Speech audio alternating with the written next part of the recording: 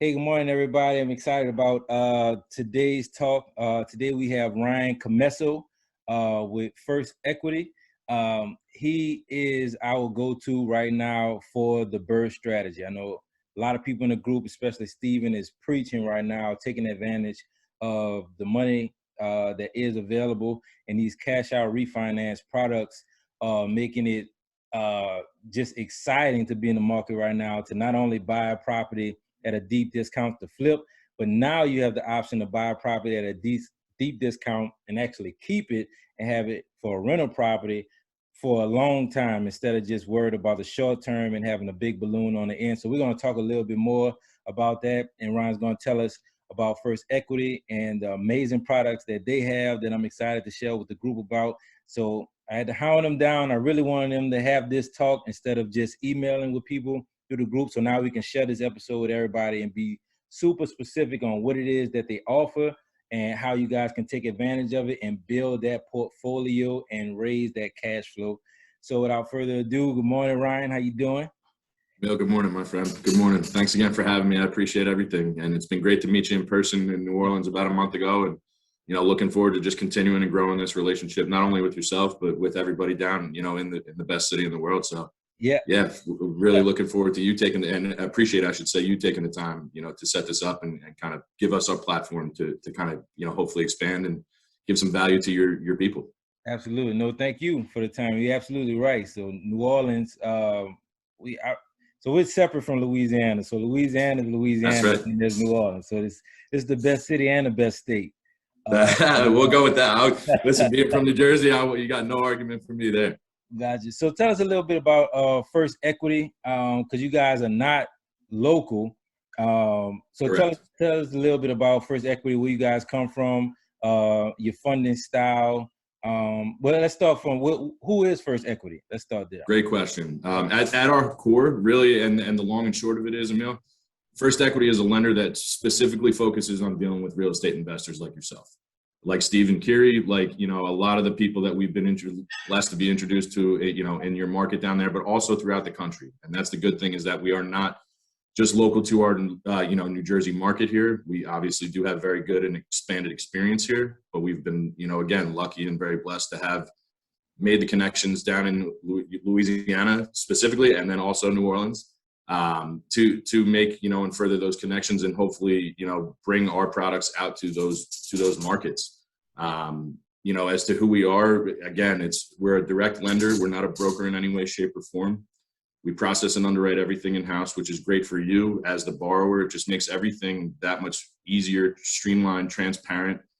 And our biggest thing you'll find, if you ask Steve, communication is just paramount from the get-go. I want to make sure that expectations are set from the get-go, and that obviously, there's a lot of moving parts, as any savvy investor is going to know, is to bring in a deal to a closing table. But our big thing here, again, is that we take ownership of the process and make sure that everybody is on the same page throughout, whether it be attorneys, title, seller side, if it needs to be that way, in a purchase situation. Obviously, in a refinance, we don't have that much, and there's not as much of like a finite deadline for certain things, but we also understand that we want to just get it done, set it and forget it. And that's the value that we understand here at First Equity, being investors ourselves. Perfect. So tell us a little bit about what is the difference between a brokerage lender and a direct lender.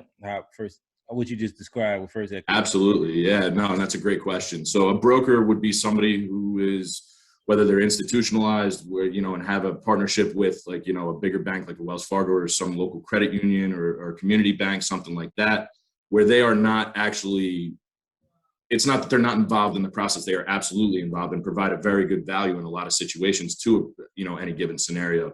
But they don't process and underwrite generally. Sometimes, I shouldn't say generally, but sometimes they don't process and underwrite in-house. They don't price things out in-house. They don't have the fund where the money for the actual deal is coming from. Whereas us at First Equity, all of those things are in-house. We have our own fund that we maintain and finance all of our projects through. And then similarly, processing and underwriting is all done in-house. So, literally, I share walls with the individuals, pretty much every single individual from a lending perspective that's going to be involved in the process.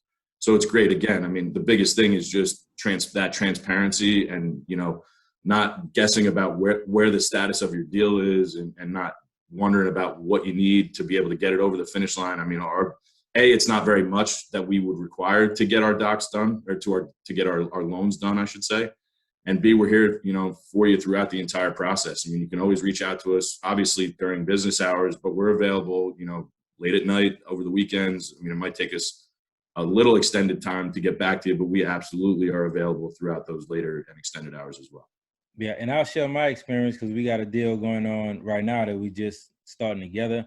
But what are some other advantages with sharing those walls with those direct lenders that you have over the competition of other lenders? Great question. I mean, and really all it comes down to not only is the most important thing is just getting the deal done. And that's, as we've spoken about, as Steven and I have spoken about, that's really the long and short of it. Everybody can tell you, they have the lowest rate, they have the best service, and all of those things. That we're lucky here to have all of those very competitive options, but also have the speed and, the lack of red tape for lack of a better way to put it, to be able to just go right to, I don't have to send an email necessarily to get an answer, a question answered, and wonder what that person's doing. Yes, we're certainly very busy here, but if there's something that's very pressing, or even something that it's a quick question, we go ask the question of those individuals, we get that answer, and we keep it moving.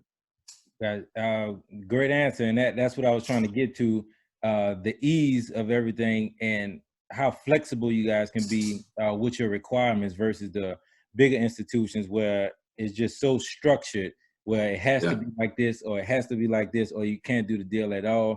But just so far in the beginning process of our transaction, the flexibility is, especially investors that are experienced and just have a lot of spinning wheels, you're making it easy so far. So you're absolutely right. And you guys are doing a great job already. Appreciate you saying that. Thank you. I think simple is it is the strength right now, simplicity. And that's, just to piggyback off your point, I mean, we did emerge from that. Our two partners that we are run by, John Child and Christian Pepe, I mean, they're savvy guys themselves. They're investors themselves. I mean, we're lucky to have loan officers that are investors and my point with that is that we're not just a lending resource here for our borrowers. We like to be involved in the nitty gritty of the process. I mean, we understand what you're going through. We understand how hard it can be sometimes with appraisal turnaround times, with just getting your deal accepted, let alone an appraisal. You know what I mean? So that's something that we're very cognizant of, and we try and empower you as best we possibly can to just essentially act as, just a step under a cash buyer, for lack of a better way to put it. Gotcha. So what is the bread and butter for First Equity? What are the types of deals that you guys enjoy seeing come across your table? Great question. And, and just to further your point before about our flexibility, we don't, and that's another good just advantage of First Equity here, is we don't have boxes. You got to tick all these boxes for us to be able to, all right, say, hey, now we can move forward. No, you've seen it yourself. Steven's seen it himself. I mean, we are here. Yes, we have our guidelines, and we absolutely, do our best to stick by them. Mm-hmm. But again, the advantage of sharing the walls with these individuals is that we can go to them directly for exceptions. It's not like, it has to be X, Y, Z for us to be able to go, and complete the deal. If there's something that you're looking for specifically, or something that's just a little bit outside of our guidelines, it's not a non-starter for us. It's absolutely, we'll take any single deal and look at it in totality and see what we can do, even from a creative side of things. So, and I'm sorry, just to get back to your original question about our bread and butter. Yeah. Traditionally, we've been around, I would say, just shy of 10 years at First Equity funding here. Traditionally, it had always been a short-term fix and flip bridge type program that had been our bread and butter. With the emergence of this 30-year program about 3 years ago, that's really seen an explosion. I mean, we're not the only guy on the street with this, or girl, I should say, on the street with this product. Absolutely not. But I think our combination of having everything in-house, having our own fund, it's our money in the deal, and just having the experience of knowing what you as an investor and a borrower are going through, and just, translating that into the ease of the process is again, where we've made this 30-year program really our bread and butter over the last, definitely, I would say 18 to 24 months. It's been great. Even with COVID, we did have a small window where the program was shut down, like the world was shut down, from March 2020. But from there, I mean, we were back in action pretty quickly. I would say by July, the end of July of last year, the program was back in action. We've actually recently had expanded guidelines within the last 2 months or so to include short-term rental properties. And we can also refinance vacant properties as well, which both of those things were non-starters prior to, you know, that guideline expansion. It's been a really big thing for us as well, and something that we're proud and happy to offer to our borrowers, you know, moving forward as well. Yeah, and I did not know that. So our meetup last night, John Romont and Leroy, they're actually building hotels and short-term rentals from the ground up. So I'll make sure you connect on that short-term rental. Absolutely. I want to share the example because I know we're telling people how flexible you are. So let's use our example. So I called yesterday, and my concern about trying to scale up this product was the 6-month reserve. Not because, you know, the reserve, we couldn't afford it, but just the constant spending of money going in and out. And then when it comes time to want to refinance a particular property, it just may not be there at that time. So share what you told me of how flexible that 6-month reserve could be to get a cash out refinance done with you guys. Absolutely. I mean, and that's a great question. Obviously, reserves are something that are always a big, you know, I don't want to say sticking point, but it's something that like is always a concern as an investor. Because to your point of the steady cash flow and cyclical, right? I mean, it's like a wave, crest and troughs there. So absolutely, you know, we can be flexible. We don't obviously just take traditional checking and savings. We can take that for sure, but we can also take retirement accounts, investment accounts. We can take lines of credit statements, HELOC statements to satisfy that reserve requirement. So it is not something that has to be, you know, in a checking account or in a savings account. And it, again, does not have to be seasoned in any way, shape, or form. We don't care about large deposits, unlike, you know, conventional lenders. We just need to see the money. You know, we prefer to see it 7 to 10 days before closing, you know, in one of those account statements. But we're not looking to hammer anybody or make the process cumbersome. You know, we can certainly, you know, make sure that we're keeping it moving forward with anticipation of, you know, whatever we would need to do for any specific scenario. And even if all of those options are exhausted, my line of credit is tapped out, my retirement is tapped out, we can still bring in partners, right? Absolutely. It's a great question. And to further that point, partners can be involved in the process at any given point. We would require that they would personally guarantee the loan with you, but we don't need, you know, and they would be involved in the LLC. That's obviously another big advantage of our financing is not only the flexible, you know, term of 30-year fixed rate, but also the fact that we can keep these properties in an LLC. A lot of the times, I mean, there are local and community banks, credit unions that will allow you to keep the property in an LLC, but generally that's a 20 or 25-year term, to your point again, with like a 5-year ARM or a 5-year balloon payment that's due, which does, I mean, it makes it like, you know, you're just putting a Band-Aid on what you're trying to accomplish. You're not actually healing, you know, or really getting your goal done, which is what the 30-year fix does. It's a set it and forget it at that point. And I got to be honest with you, Steve was actually the one who put some pretty good perspective in my head about what that looks like from a long-term perspective. Like, and obviously that program is geared best towards, you know, properties you're looking to keep 4, 5, 10, 15 years down the road. And Steve actually brought up this point of, you know, yes, you're buying your note right now and it's based on value and rental income of 2021. 5 years down the road, that savings in your fixed rate is only going to go up because obviously appreciation in the market and where your value is coming in, your financing is based off that lower value, which is a good thing from a monthly payment, mortgage payment perspective. Right. And you're also hopefully increasing your rental income as time goes on as well. Especially, I mean, I don't have to tell you guys over the last, you know, 2 years or so with the boom in rental income. I mean, there's been a lot of crazy numbers coming across our desk recently with seeing, you know, in the same areas that we've been working in traditionally with what we're seeing now versus what we saw a year or even 6 months ago with rental income coming in on an annual lease. So those are all, you know, very good and big things that, you know, we try and make sure, again, that are just all part of our process and keeping everything, you know, as tight as possible.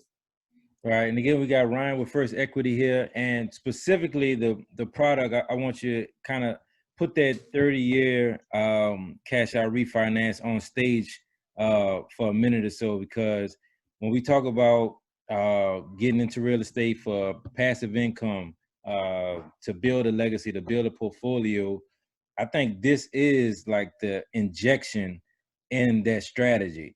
Yep. So tell what is the first equity 30-year cash out refinance product? How would you describe it? Great question. So it's a true, like you would think about it as a true mortgage on your primary residence. It's not a balloon, again, in any way, shape, or form. It is whatever your rate is on the day that we close will be the rate as long as you keep it 30 years down the road from now. Again, we're not looking to make unnecessary red tape for anybody involved. We have about 5 or 6 documents that we require in totality to complete and process underwrite, I should say, the loan. We do have, for the cash out specific, we can actually also help you acquire rent ready properties with this program as well. Benefit of that is, unlike Fannie or Freddie, again, just from an underwriting perspective, the benefit is pretty clear. We're not looking for tax returns. We're not looking for W-2s. We're not using a debt to income ratio calculation to qualify you as a borrower. Mm-hmm. We're strictly looking at your personal credit, and we're looking at the asset itself. So from a fix and flip standpoint, we're looking at experience. Obviously, we're talking about the 30-year program, so we're not looking at experience so much. We're looking at personal credit, and we're looking at the debt service coverage ratio of the property itself. Debt service coverage ratio, I'm happy to explain what that is, just to make sure that everybody's on the same page there. So say the principal and interest on mortgage, taxes, and the insurance on a monthly basis, that whole payment is $1,000. Mm-hmm. We'd like to see the rental income on the property be at least $1,100. So meaning a 1.1 debt service ratio. Okay. If we have that and we have at least a 700 credit score, we can get you maximum leverage through our 30-year program, which is 80% on a purchase or rate and term refinance of the appraised value, either the lower of the appraised value or the purchase price, which, again, we're talking about a BRRRR strategy, might not be the best scenario or most worthwhile place for your money to purchase the property through this program, because of the fact that we're going, say you're getting something that's worth 150, but somebody's giving it to you, you find a deal for 110. Mm-hmm. We're unfortunately in that scenario going to be able to use leverage off of 110.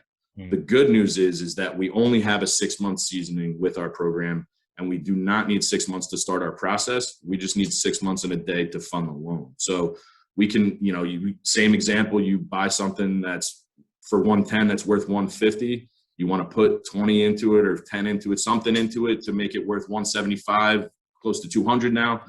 6 months down the road, not only are we refinancing you based off of the newly appraised value, but we're getting you 75% cash out, and we don't need that 6 months again to start the process. We just need the 6 months and a day to be able to close that loan.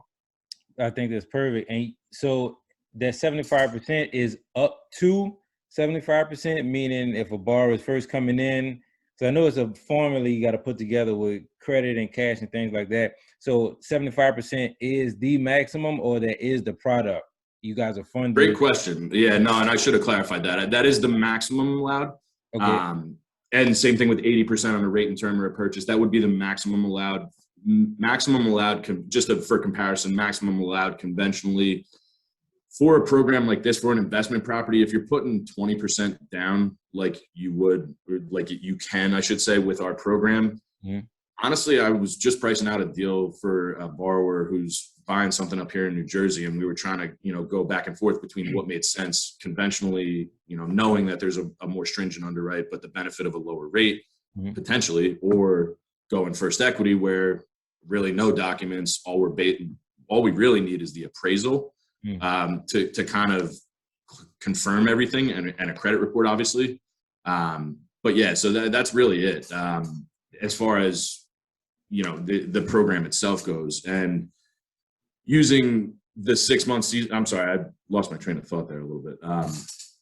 We were talking just basically about the 30-year itself and, where that benefit comes through. Like I said, the 6 month seasoning is not something that we would ever really have an issue with, and something that we can help you get around.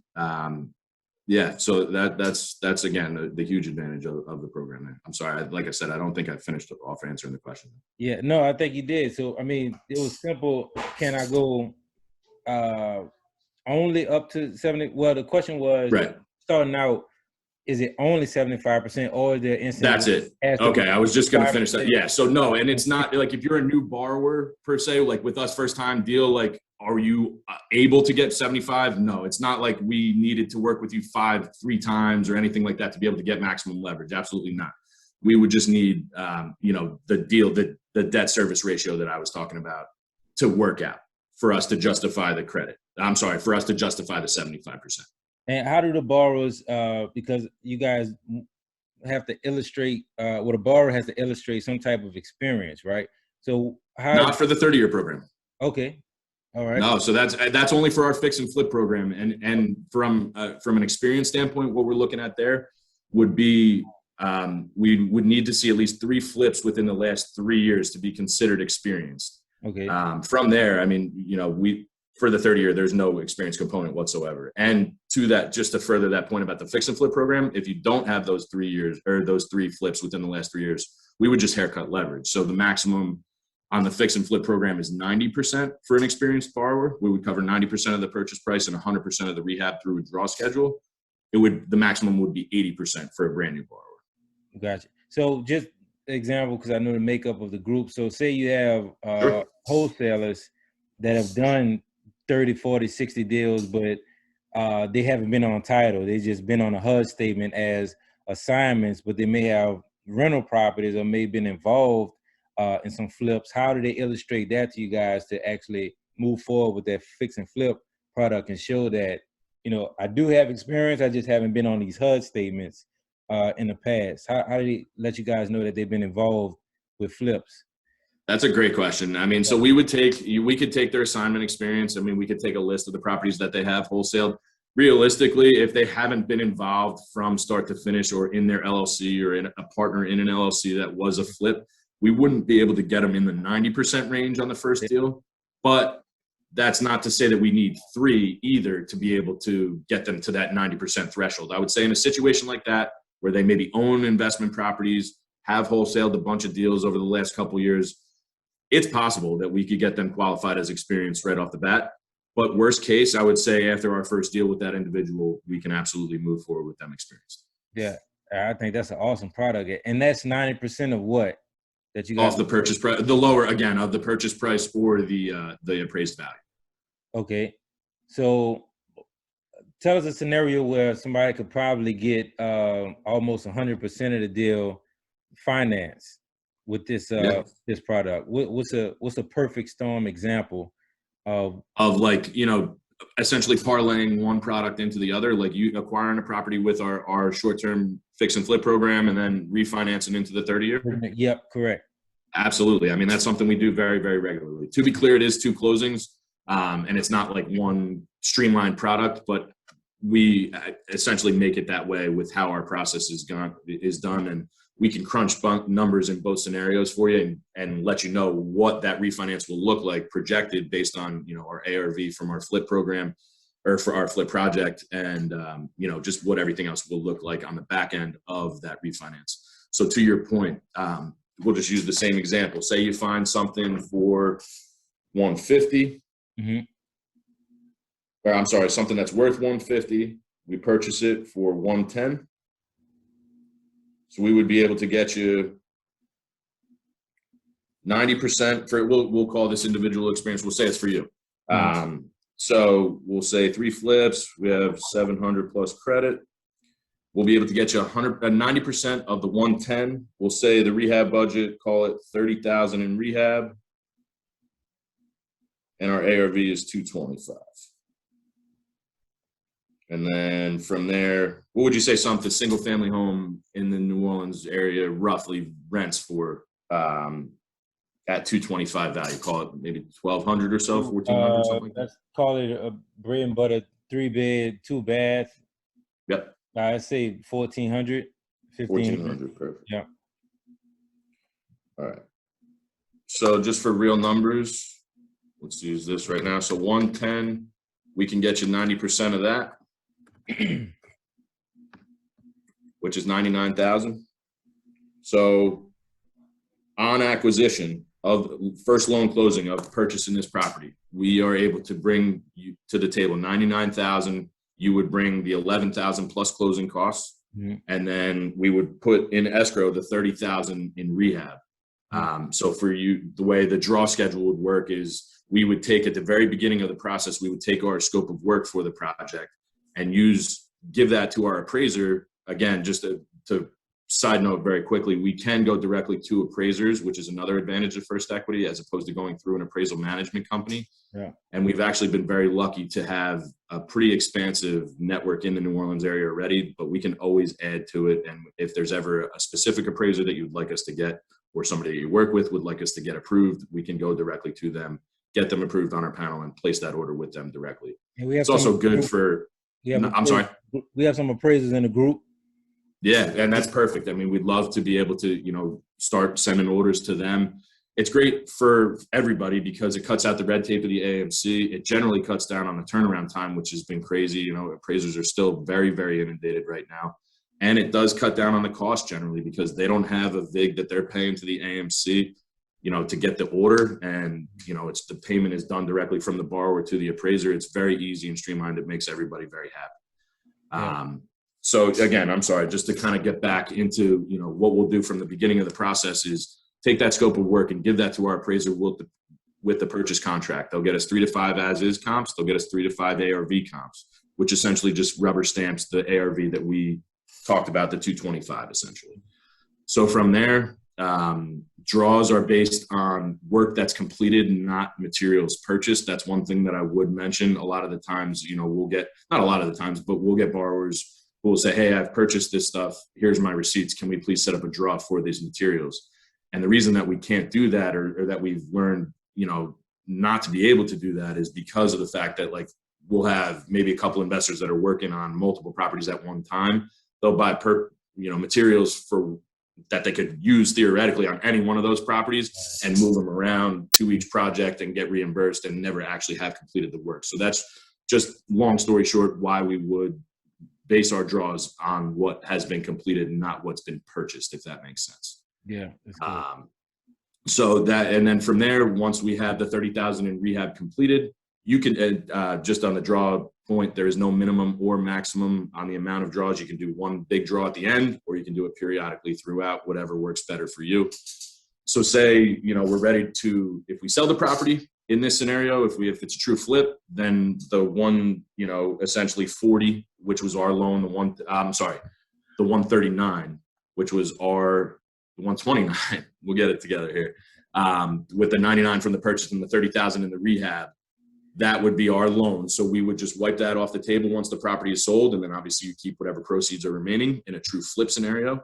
In a refinance scenario, what we would do is be able to cash you out off of the new value, which we, again, just in this rudimentary example, called it 225. Mm-hmm. So 75% of that 225 number is 168,750.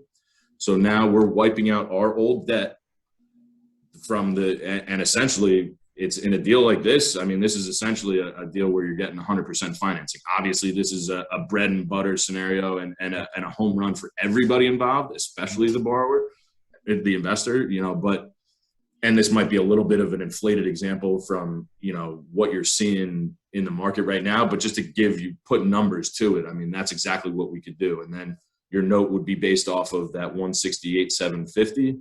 And it's in a true 30-year fixed at that point, and your mortgage payment's paid by your rental income. So I got all my cash, not just equity and net worth. Now I got it back in my checking account, and I have a rental On property. To the next one. Absolutely. Cash flow and rental property. You got all your cash out of the property. If not, in a scenario like this, absolutely, all of your cost basis is off the table. In a real, more realistic or more bread and butter scenario that we're seeing, it's probably 80 to 90% that you're still getting off of it, but it's a huge majority at worst case scenario of your cost basis that's off the table, and you're now again in that rent ready investment property that's cash flowing and set on 30-year debt that really never has to change if you don't want it to.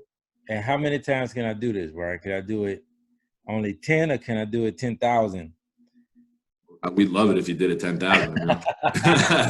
That's another good benefit of us. I mean, we are not the conventional lender in that world where, we have a finite cap with a Fannie or Freddie product, or that there's only 10 and then you got to start thinking about blanketing things and all of that stuff, or consolidating multiple properties into one, loan to skirt the system.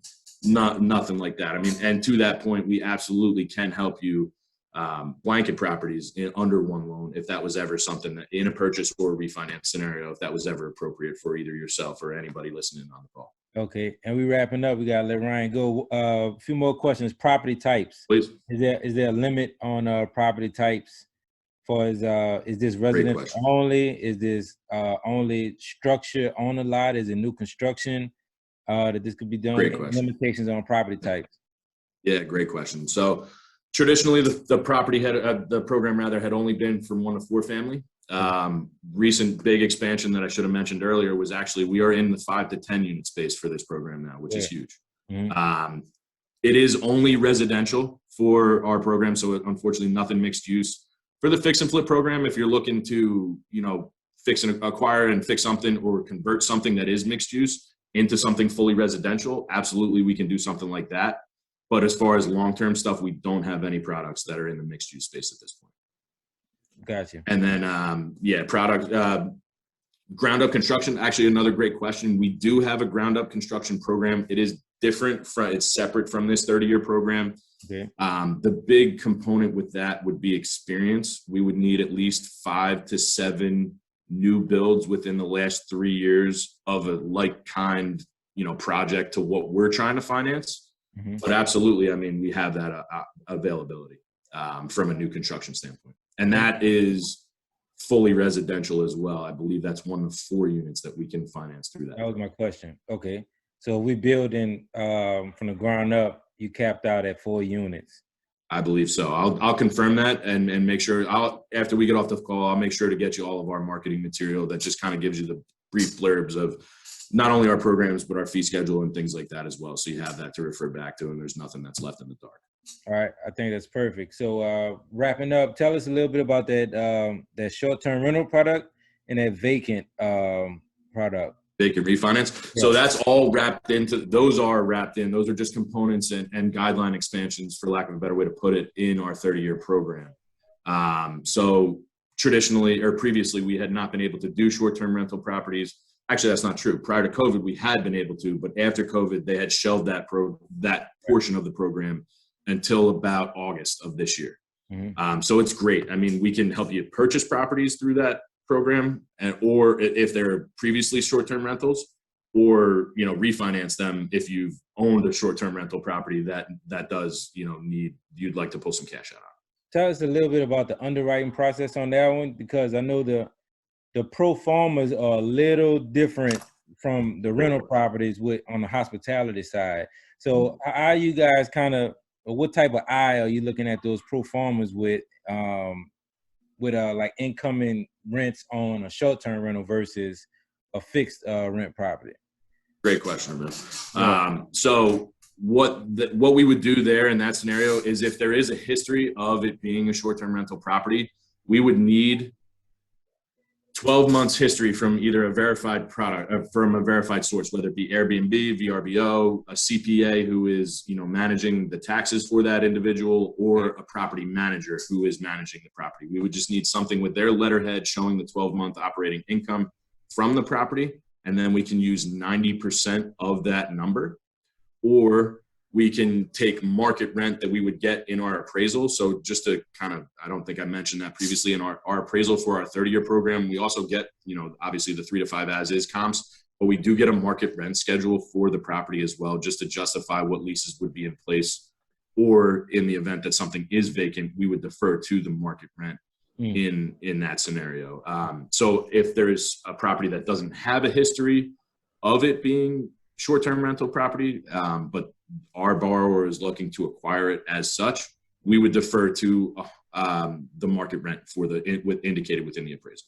So it could haircut the debt service a little bit if it's like in a higher value area. But again, I mean, we're here to get creative. We're here to get deals done, not find reasons for them not to get done. You know what I mean? Yeah.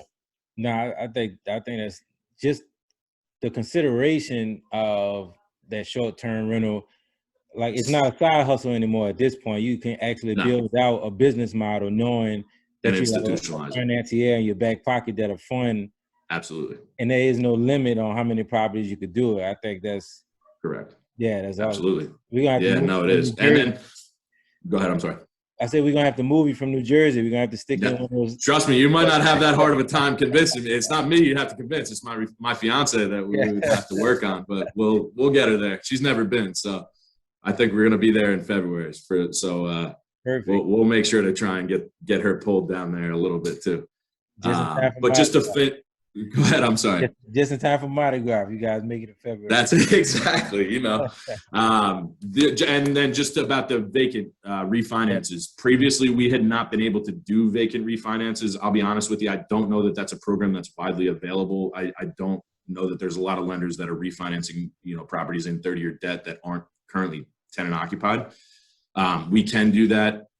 We would just haircut leverage in that scenario where it would be, maximum on a rate and term would be 70% as opposed to 80, and 65% on cash out as opposed to 75.